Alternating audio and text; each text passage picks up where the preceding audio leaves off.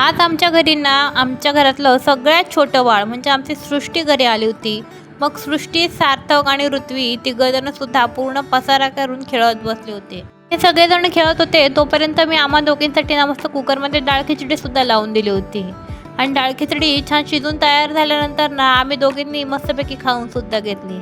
आणि ऋत्वीनं आता डाळ आणि भात खायला मागत नाही. आधी ती आवडीने डाळ भात खायची पण आता खात नाही. त्यामुळे ना मी तिला असं डाळ खिचडी करून चालते. मग ती फार आनंदाने खाते. आणि नुसती साधी डाळ खिचडी करत नाही तर त्यामध्ये भाज्या सुद्धा टाकते. पण त्या तिला अजिबातच समजून येत नाही. ती आवडीने खाते. खाऊन खाऊन आम्ही दोघांनी मस्तपैकी छान आराम केला. आणि त्यानंतर संध्याकाळी 7 वाजता आज आमच्याकडे पाणी आलं होतं. कारण 15 दिवस आमच्याकडे पाणी लवकर येतं तर 15 दिवस उशिरा येतं. त्यामुळे आता पाणी आमच्याकडे उशिरा येतं. पण आज तर फारच उशिरा पाणी आलं होतं.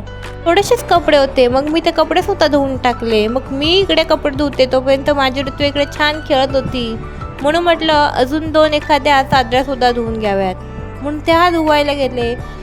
गेल्या आठवड्यामध्ये मी 2-3 धुतल्या होत्या आणि आता 2-3 धुवते. अशा 5-6 धुवून तर झाल्या. पण अजून ना खूप साऱ्या चादरी धुवायच्या आहेत माझ्या.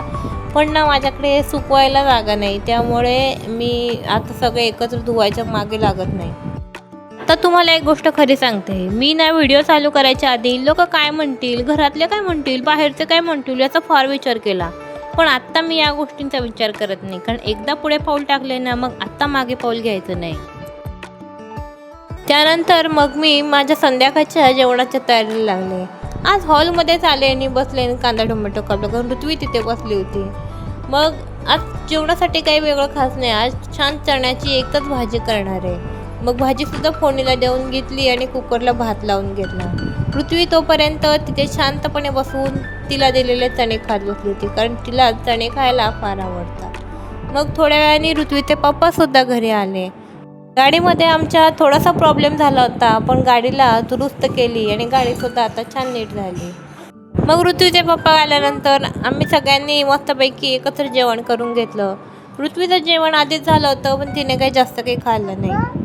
मग त्यानंतर आम्ही दोघींनी रात्री कपडे वाळत घातले. कारण कपडे धुवायला उशीर झाला होता त्यामुळे सुकवायला थोडासा उशीर झाला. मग आम्ही दोघींनी मस्तपैकी कपडे सुकत घातले. ऋत्वीने सुद्धा मला माझ्या कपडे सुकवायला फार मदत केली. ऋत्वीला मला प्रत्येक कामामध्ये मदत करायची असते. मग नंतर हातरून घालताना सुद्धा तिने मला उशा काढून द्यायला मदत केली. चला आजच्यासाठी एवढंच. हा ब्लॉग कसा वाटला आम्हाला कमेंटमध्ये नक्की सांगा.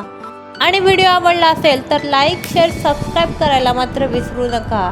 कारण तुमचं एक सबस्क्राईब हे माझ्यासाठी खूप मोठा आशीर्वाद आहे. चला भेटू उद्याच्या ब्लॉगमध्ये. धन्यवाद.